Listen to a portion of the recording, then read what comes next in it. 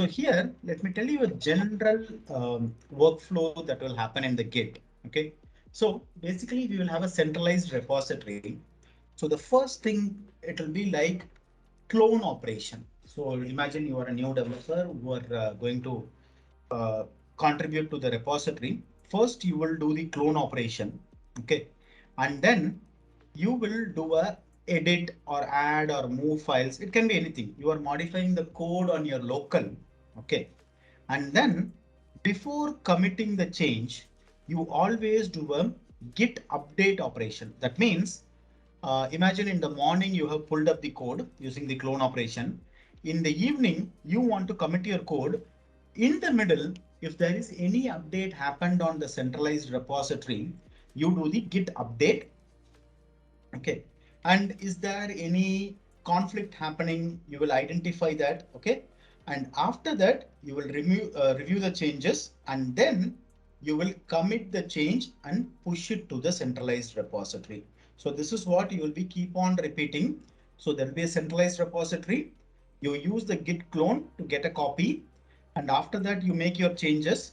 Before committing, it is always a best practice to do a git pull so that you will get the latest change from the repository. Okay. And from there, you are going to push it to the like after that, if there is any merge conflict happened or any changes, you review that. And after that, you do a git commit and you do a git push to it. So this is the general life cycle. You follow it. So the next concept is called git branching and merging. That means I told you every organization follow their unique branching strategy. Okay. But bare minimum per environment, a organization will have a branch. Like for example, in production, all the production related codes will be there. Okay. And then you will have your dev environment, all the dev codes will be there. And then on the UAT, you will have that. Okay. So there are like branching strategy, like release based branching strategy will happen. So basically people will create a, for example, I'm going to make a release called 1.1. They will create a release branch. On that, the developer will be working on it. Once it is finalized, the release branch will be merged with the dev branch. And from there, it will be taken to the other branch. This is one kind of strategy. Okay. And another strategy is called as the developer based branching strategy. So for every developer, there will be a branch will be created and that will be merged with the release branch. Okay. And from there, it will be taken to the dev branch. Okay. Let's see an example here. So imagine I have a branch. Let me call it as a master branch. So by default, there will be a master branch created whenever you create a repo. And that is the master branch. Normally master will be mapped to the production. Okay. And people will have a restricted access to the master branch. Only the people with their respective access will be able to access that. So this is the master branch. And imagine in master, there is a production issue came in. So you are doing a hotfix. Okay. So you directly take a hotfix branch from the master and you fix it and you merge it with the master. This is the normal scenario what people will follow whenever there is a production issue and you want to do the fix immediately. They will create a hotfix branch and they will put that, they will merge it with the master branch. Okay. Next is, if you see, they have a development branch, which is a copy of a master branch. And after that, in the development branch, there are multiple features or release branches are created. Okay. And you can see one feature was never merged with the dev branch because the work is still going on. And you see another feature branch is created where it is merged with the dev. And from there, it is merged with the master branch. This is one kind of branching strategy where you have a master branch and dev branch. From the dev, you are creating the features branch and that features branch is merged back to the dev. And from there, it is being merged with the master branch. And the next concept is called Git rebase. Okay. So Git rebase is concept of, imagine you have a master branch and you have a staging branch. Okay. if you rebase the staging branch to the master, all the commit in history in the staging will be added to the master. Normally, when you merge two branches, the previous commit in history could have been lost. Okay. But if when you do a rebase, so the commit history will be retained. Okay. So this is the concept of rebase. Rebase is not a default one.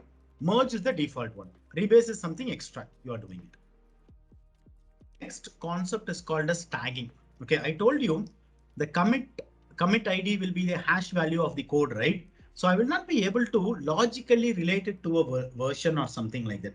So that is where git tag comes into picture. For a commit, you can define a tag ID which is more relevant or more logical to you.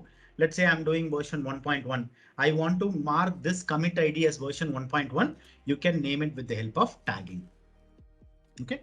So it is something you can say that, okay, you are giving a understandable name for your commit. You can use the tag. And next is called as a patch. Okay, patch will be something helpful.